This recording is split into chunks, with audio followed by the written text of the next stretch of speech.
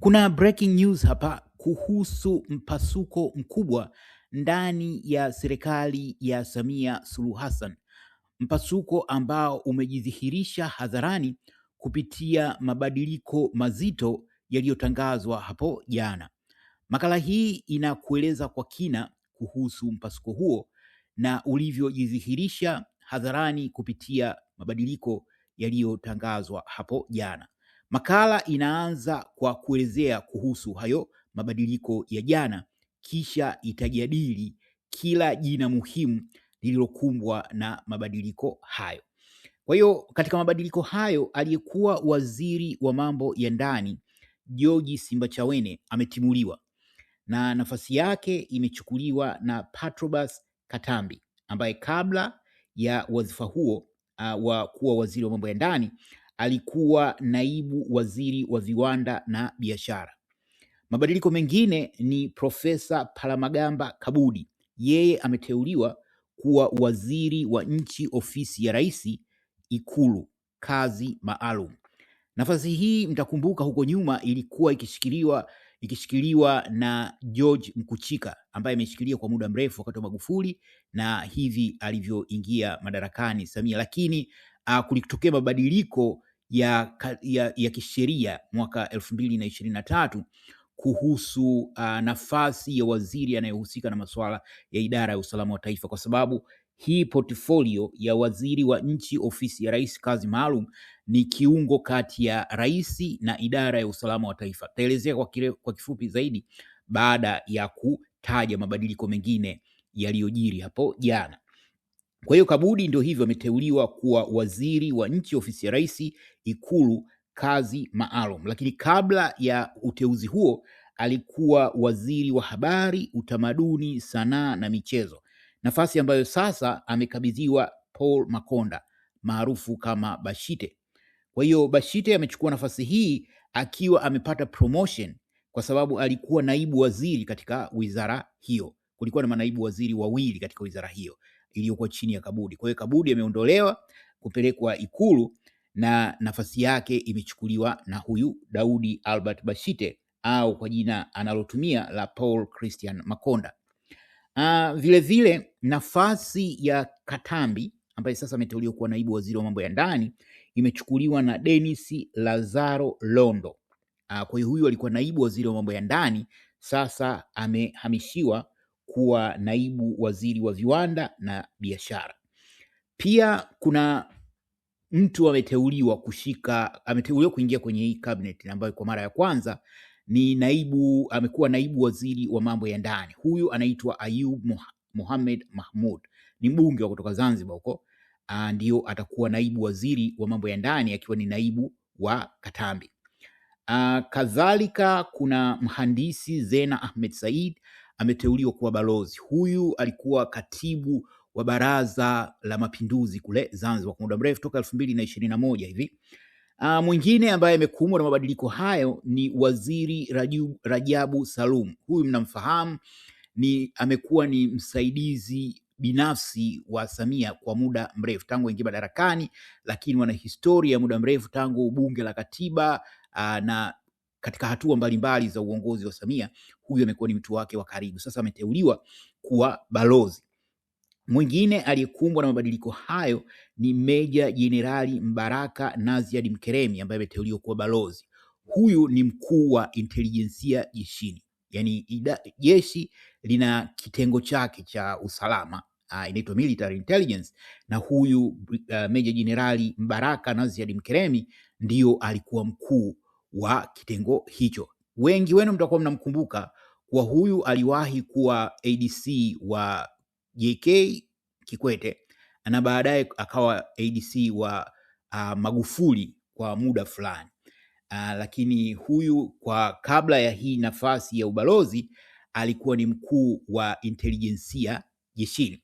Kwa hiyo katika hatua ya pili ya makala hii natupia jicho tafsiri pana ya haya mabadiliko. Kwa nini fulani ametolewa, kwa nini fulani ameingizwa? Kwa hiyo hiki unakipata exclusive kutoka Jasusi TV kwa sababu hutosikia sehemu nyingine yoyote ikifanya uchambuzi wa aina hii, na hii ni sababu ya kukufanya uendelee kusubscribe Jasusi TV.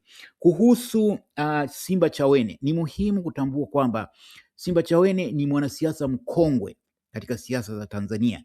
Amehudumu katika awamu mbalimbali za serikali ya Jamhuri ya Muungano wa Tanzania. Na ni miongoni mwa wanasiasa wanaitwa kama viraka, yani ambao wanategemewa, kukiharibika sehemu watapelekwa huku, atatoka nje ya cabinet kwa muda, atarudi kuja kuokoa jahazi.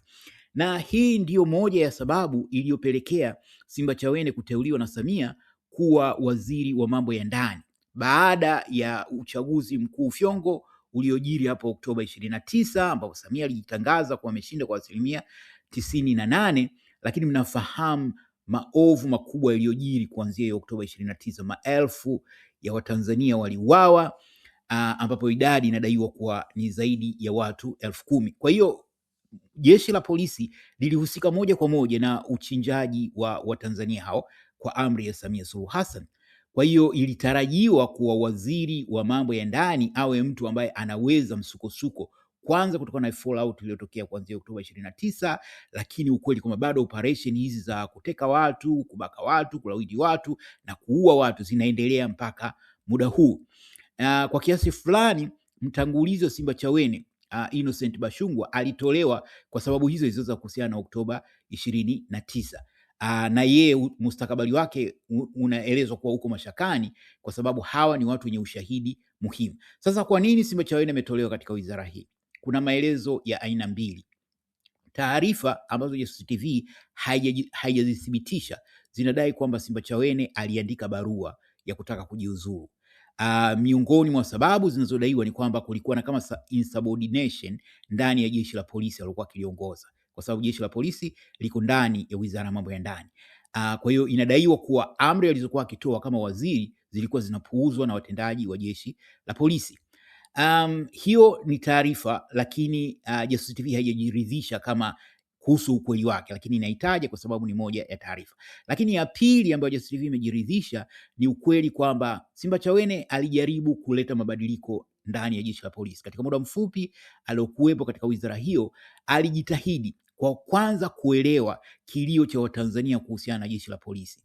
Kama mtu ambaye si mwadilifu sana, lakini mwenye uzoefu wa serikali, aliona kwamba hatua ya kwanza ya kuweza kwenda mbele, way forward, ni angalau kuongelea changamoto ambazo zinalikabili jeshi la polisi, lakini hasa zinazowakabili Watanzania kuhusiana na yanayofanywa na jeshi la polisi, kwa sababu jeshi la polisi linaendelea kufanya unyama mkubwa. Jana tu imeripotiwa kwamba kuna kijana mmoja huko mkoani Mara ameuawa kinyama na jeshi la polisi. Kosa la kijana huyo lilikuwa kuwahoji askari walioenda kumkamata mama yake, lakini wakamgeuzia kibao, wakampiga mpaka kumuua. Kwa hiyo lakini pia kuna matukio juzi, pia kuna kijana ameuawa kwa kupigwa risasi huko Dodoma. Ilikuwa ni tarehe mosi ya mwaka mpya. Kuna kijana Dodoma naye ameuawa na jeshi la polisi. Lakini ni mambo ambayo yanatokea kila kukicha. Jeshi la polisi limekuwa likiendelea kufanya unyama, na kimsingi haya hayakuanza baada ya Oktoba 29. Unafahamu jeshi la polisi kwa muda mrefu sana limekuwa likifanya uovu wa aina hii. Kwa hiyo Simba Chawene katika siku za hivi karibuni amejitahidi kujitokeza hadharani kuongelea kuhusu changamoto hizi, akiwataka askari wa jeshi la polisi wasikamate watu bila kujitambulisha, lakini pia wanapokwenda kukamata watu wasivae vitu vya kujificha usoni, kwa sababu wanavaa mask ambazo zinawafanya vigumu watu kuelewa kama hao ni polisi au la. Na akataka kwamba utendaji wa polisi uendane na mazingira, kurejesha imani ya wananchi. Kinachoonekana ni kwamba haya yalimkera Samia Suluhu Hassan, kwa sababu Samia anataka jeshi la polisi liwe la kinyama, na ndio maana aliruhusu jeshi la polisi pamoja na vyombo vingine vya dola kuchinja zaidi ya Watanzania 10,000 pale Oktoba 29. Maneno ya busara yaliyokuwa yakiongewa na Simba Chawene kutaka jeshi la polisi liwe kweli chombo cha kuwatumikia wananchi, taasisi ya usalama badala ya kuwa taasisi ya kihalifu. Hayo yanaonekana kumkera Samia Suluhu Hassan, na hili linaeleza kwa upana zaidi. Kila anayejaribu kutetea maslahi ya Watanzania, kila mtu anayejaribu kuongelea kuhusu haki za Watanzania anakumbwa na mitafaruku kama huu uliomkumba Simba Chawene. Mnakumbuka April mwaka jana Katibu mkuu wa Baraza la Maaskofu Katoliki TEC, Padri Dr. Charles Kitima alishambuliwa vikali na almanusura apoteze maisha, na anaeleza bayana kwamba kilichotokea dhidi yake ni kutokana na msimamo wake wa kukemea utekaji. Muda mfupi baadaye Askofu Josephat Gwajima alijitokeza hadharani kuongelea janga la utekaji. Mnajua kilichomkumba, makanisa yake zaidi ya 2000 yalifungiwa na ni majuzi tu ameruhusiwa kuanza kufanya shughuli za ibada. Lakini mwingine ambaye pia alikumbwa na hayo ni Balozi Humphrey Polepole ambaye alieleza mengi kuhusu Samia Suluhu Hassan, lakini pia majanga ya utekaji na vitu kama hivyo, na mnajua kilichojiri. Alitekwa na mpaka leo haijulikani alipo, japo taarifa zinaeleza kwamba alishauawa. Kwa hiyo hii ndiyo taswira ya hali ilivyo. Yoyote atakayejitokeza kuongea dhidi ya maovu yanayofanywa katika jamii anaishia kuonekana adui wa Samia Suluhu Hassan. Maana yake nini? Maana yake ni kwamba haya maovu yanayoendelea, utekaji, ubakaji, ulawiti, utesaji na mauaji, yanafanyika kwa amri ya Samia Suluhu Hassan, na yeyote atakayejitokeza kupingana au kuongea kuhusu hayo atakuwa ametafuta ugomvi na Samia Suluhu Hassan. Majuzi mmeshuhudia Wakatoliki wa mchongo ambao sasa inafahamika kwamba miongoni mwao kulikuwa na Waislamu waliandamana kwenda ubalozi wa Vatican wakilalamika kuhusu Askofu Tadei Ruwaichi na Padri Kitima, ambao kimsingi wamekuwa wakikemea maovu, lakini haya yamemkera Samia Suluhu Hassan kwa sababu hataki watu wakemee maovu, na ndiyo maana yeye mwenyewe tangu aingie madarakani hajawahi kukemea janga la utekaji, hajawahi kukemea ubakaji, hajawahi kukemea ulawiti, hajawahi kukemea utesaji, na hajawahi kukemea mauaji ya holela yanayoendelea hivi sasa. Kwa hiyo hiki ndicho kilichogharimu waziri wa Simbachawene. Inaweza kuwa habari njema kwa sababu katika muda mfupi aliokaa katika wizara hiyo atakuwa amefahamu mengi, ikiwa ni pamoja na unyama unaofanyika ndani ya jeshi la polisi. Kwa hiyo huyu ni mtu muhimu kuwa nje. Mtu yeyote anatoka ndani ya serikali hii ambayo imegubikwa na mikono yake imejaa damu anaweza kuwa mtu muhimu, hasa kwa kuzingatia kwamba kuna kesi inayomkabili Samia Suluhu Hassan huko katika mahakama ya kimataifa ya uhalifu na inatarajiwa kuanza hivi karibuni. Aliyechukua nafasi yake Patrobas Katambi, huyu mnakumbuka siku za nyuma alishawahi kuwa mtu wa Chadema akahama kuingia CCM. Huyu bwana ni mtu wa kitengo kitambo, wakati yuko Chadema alikuwa kitengo, na alipotoka Chadema alienda makao makuu ya kitengo, alikuwa kwenye dawati la siasa. Kwa hiyo ni mtu wa kitengo muda mrefu, na ndio maana amedumu serikalini muda mrefu. Kimsingi serikali zaidi ya 80 imejaa watu wa kitengo, kwa hiyo na huyu ni mmoja wapo. Kwa hiyo hii ndio sababu kubwa iliyompeleka Wizara ya Mambo ya Ndani kwa matarajio kwamba wizara itaendeshwa kwa mkono wa kitengo, kwa sababu huyu bado ni mtu active kitengoni. Hata hivyo, endapo atafanikiwa au la ni swala la muda. Ile wizara ni ngumu, na kinachojaribu kufanyika, huwezi kuendesha nchi kwa mabavu kiasi hicho, kiasi cha kutumia taasisi kama jeshi la polisi kuwa kama genge la kiharamia. Kwa hiyo kwa vyovyote vile hata yeye ni swala la muda tu utakapotimia na itabidi atolewe katika wizara hiyo, lakini umuhimu wake ni huo, kuwa yeye ni mtu wa kitengo. Kwa hiyo anatarajiwa kuwa utendaji wake utajenga daraja kati ya kitengo na Wizara ya Mambo ya Ndani, hasa jeshi la polisi. Naibu wake ni Ayubu Mohamed Mahmud. Huyu ni Mzanzibari, inaelezwa kwamba ni mtu wa karibu wa Samia. Alikuwa mkuu wa mkoa katika mikoa mbalimbali huko Zanzibar, na hatimaye akawania ubunge na kushinda, na sasa ameteuliwa kuwa naibu waziri wa mambo ya ndani. Uteuzi wake huyu ni wa kimkakati kwa sababu japo ni naibu, lakini ni mtu ambaye kama vile Wanu mtoto wa Samia alivyoteuliwa kuwa naibu waziri wa elimu, kimsingi ni naibu, lakini ndio mwenye mamlaka makubwa kwa sababu anaangalia kila kitu, anaripoti kwa mama yake nini kinachoendelea na vitu kama. Kwa hiyo huyu pia japo ni naibu waziri wa mambo ya ndani, lakini huyu anaweza kuwa kama ndio bosi wa Katambi kwa sababu ya ukaribu na Samia, na atakuwa akifuatilia kwa karibu mambo yanayoendelea pale. Kuhusu Kabudi, kuteuliwa kwake kuingizwa katika hii nafasi ya waziri wa nchi, ofisi ya rais, Ikulu na katika kazi maalum. Hii ofisi kazi maalum ni kiungo kati ya idara ya usalama wa taifa na rais. Huko nyuma naibu waziri aliyokuwa akishikilia hii portfolio alikuwa akifahamika kama waziri wa usalama wa taifa. Miaka hiyo ya nyuma alikuwa waziri anayeteuliwa katika nafasi hii alikuwa ndio waziri hasa wa idara ambayo idara ya usalama wa taifa iko chini yake. Sasa mwaka 2023 kulifanyika mabadiliko ya sheria ya idara ya usalama wa taifa, na katika mabadiliko hayo moja ya vitu ni kutoa ile nafasi ya waziri, ambapo rais akawa mkuu moja kwa moja wa idara ya usalama wa taifa. Kwa hiyo yule mtu aliyokuwa anashika nafasi ya waziri aliondolewa katika hata kama kuendelea kuwepo kwake kuliondoa ule umuhimu wake katika ile nafasi. Hata hivyo, kuletwa kwa Kabudi ni kama kuifufua upya ile nafasi, na lengo hasa la kumleta Kabudi ni hii issue ya ICC, hii mahakama ya kimataifa ya uhalifu, ambako Samia ameshatajwa kuwa ni mshtakiwa. Na kuna matarajio kwamba hii kesi itaanza hivi karibuni.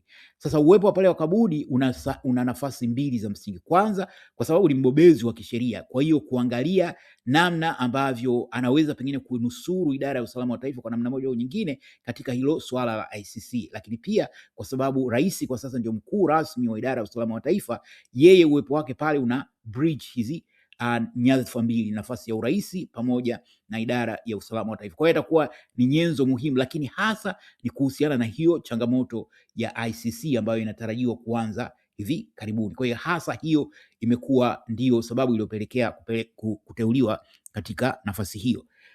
Kwa upande wa Bashite ambaye ameteuliwa kuwa waziri kamili wa habari, hili lilikuwa ni swala la muda. Jasusi TV ilieleza kwa nini Bashite, matarajio ya Bashite yalikuwa ni kuwa waziri mkuu. Mwigulu amepata uwaziri mkuu kwa vile Bashite alilikoroga. Kuna makala hapa inaeleza nini kilichotokea. Kwa kifupi tu, Gen Z, mashujaa wa Gen Z ambao kwa bahati mbaya maelfu wao walishia kuuawa, ndio waliochangia Bashite kukosa waziri mkuu, kwa sababu walimhadaa Samia kwamba hakutokuwa na maandamano, na maandamano yakatokea, kwa hasira za Samia zikamfanya amteue kuwa naibu. Lakini nyota yake bado inang'aa, amepelekwa kwenye uwaziri wa habari kama wizara ya mpito. Kuna matarajio makubwa kwamba Katambi atakapotoka mambo ya ndani, Bashite ataenda kukalia ile wizara. Hata hivyo, nafasi hiyo pia nayo inatarajiwa kuwa ni ya mpito, kwa sababu bado kuna makubwa ambayo yanamsubiri Bashite, ambaye ni mtu wa karibu sana wa Samia. Kadhalika kuna huyu mhandisi Zena Ahmed Said. Huyu kama alivyosema alikuwa ni katibu wa Baraza la Mapinduzi Zanzibar, amedumu toka 2021.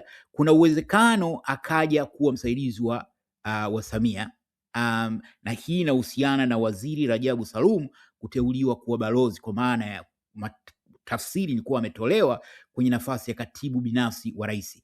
Lakini hili la mhandisi Zena Ahmed Said lalifuatilia zaidi kupata undani, aidha anapewa nafasi ya ubalozi nje ya nchi au analetwa Ikulu. Jasusi TV inafuatilia kuhusu hili. Lakini kuhusu Waziri Rajabu Salum kuondolewa, kwa maana ya kuteuliwa kuwa balozi, hii ina tafsiri kubwa sana. Huyu ni mtu wa karibu sana wa Samia Suluhu Hassan, ametoka mbali sana. Wakati wa Magufuli alijaribu kumtoa huyu kwa sababu ya ukaribu wake na Samia, lakini hata hivyo Samia alivyokufanikiwa kuja kuwa rais baada ya Magufuli kufariki, mmoja wa watu wa mwanzo kabisa kuwaleta karibu yake alikuwa ni Waziri Rajabu Salum. Na tofauti na makatibu binafsi wa rais huko nyumba, huyo alikuwa anaonekana kwa sababu kila alipo Samia na yeye alikuwepo, na mpaka juzi hapa kulikuwa na kikao cha baraza la mawaziri huko Zanzibar, alikuwepo karibu na Samia. Nini kilichopelekea kuteuliwa ubalozi? Ni mapema mno kueleza undani, lakini moja ya vitu ambavyo vinafahamika kwa wanaojua yanayoendelea chini ya carpet, huyu alikuwa na bifu na Abduli kuhusu mwanamke kitambo, lakini bifu lao halikuwa lile la kiasi la kuja kuharibu ajira ya mtu. Hata hivyo, kuna mtu Ikulu anavujisha taarifa, kwa sababu taarifa ya waziri kuondolewa hii katika hii nafasi ilianza kusikika kitambo, takriban wiki mbili hivi. Na ukienda kwenye mtandao wa kijamii wa Jamii Forum utakuta tarehe 1 mwezi huu wa kwanza wa 2026 kuna mtu aliposti pale kwamba Waziri Salumu inatakiwa ujiuzulu, wao kukupa ubalozi ni wamekushusha, kwa maana kwamba huyu mtu alikuwa anajua kwa Waziri Salumu atapewa ubalozi, anatolewa katika nafasi ya katibu binafsi wa rais. Kwa hiyo hili ni zito, kwa sababu huyu bwana alikuwa na influence kubwa kuliko mtumishi yote wa serikali. Mtumishi rasmi wa serikali alikuwa na nafasi na sauti kubwa sana. Yeye ameidhinisha teuzi mbalimbali, mawaziri mbalimbali waliopo madarakani wamepata nafasi hiyo kwa sababu yeye, lakini pia watu mbalimbali wametoka madarakani kwa sababu yake yeye. Huko idara ya usalama wa taifa kuna watu waliopata madaraka na walioondolewa kwa sababu ya Waziri Rajabu Salum. Kwa hiyo ni mtu ambaye alikuwa na mchango mkubwa sana katika kila analofanya sasa, na haya yote yanayojiri nchini Tanzania yeye ana mkono wake. Hii ya ubalozi yayumkinika kusubiri, je, atakubali? Je, atapangiwa nafasi? Je, atajiuzuru? Nadhani katika siku chache zijazo tunaweza kufahamu, lakini huyu pia ni mtu muhimu sana, kwa sababu hii ni ishara za hadharani za waziwazi kwa mtu ambaye amekuwa ni mwandani, yani mwandani ni mtu wa karibu sana wa Samia, kuweza kutoswa. Hii inaeleza mengi. Kwa hiyo ni swala la, nadhani muda utaweza kutueleza mengi kuhusiana yanayoendelea. Mmoja wa watu ambao waliwaleta ni Steve Nyerere, yule mchekeshaji. Yule ni mtu wa karibu sana wa huyu waziri Rajabu, na Steve akawa mmoja unaitwa kama maafisa wa Ikulu. Ni kwa sababu yake wasanii wengi wa Bongo Flava, wasanii wa filamu wamenufaika kutokana na ukaribu uliopo, ukaribu mkubwa kati ya waziri na Samia. Nini kitakachotokea huko mbele? Jasusi TV inaendelea kufuatilia na itakupa mrejesho. Mwisho ni kuhusu huyu Meja Jenerali Mbaraka Naziad Mkerebi. Huyu alikuwa ADC wa Kikwete, baadaye akawa ADC wa Magufuli, na baadaye akateuliwa kuwa mkuu wa intelijensia jeshini, military intelligence. Yeye ndio alikuwa mkuu hadi hivi juzi. Huyu anahusika moja kwa moja na chinja iliyofanyika kuanzia Oktoba 29, na yayumkinika kuamini kwamba kuteuliwa kuwa balozi kuna husiana na hiyo chinja ya Oktoba 29. Kwa namna gani ni mapema mno kuelewa, lakini nafasi yake itachukuliwa na mtu anayeaminika aidha kwa JK au kwa Samia mwenyewe, kwa sababu mkuu wa intelijensia jeshini ni kiungo muhimu sana kati ya rais na jeshi la wananchi wa Tanzania. Ni mtu ambaye anafit, ni mtu anayefanya uchunguzi wa kiusalama ndani ya jeshi. Of course kuna majukumu mengine ya kitaaluma na ya kitaalam kama intelijensia kwenye nchi nyingine na vile, lakini hasa huyu ni mtu anayeongoza katika upatikanaji wa taarifa za siri za nini ambacho jeshi linapanga, kama jeshi lina uadilifu na vitu kama hivyo. Kwa hiyo hii ni ashara ya mpasuko mkubwa unaoendelea ndani ya serikali ya Samia Suluhu Hassan. Je, una maoni gani kuhusiana na haya? Karibu utoe maoni hapo chini kwenye comment. Jasusi TV inaendelea kufuatilia kuhusu haya, itazidi kuhabarisha. Asanteni na kwaherini.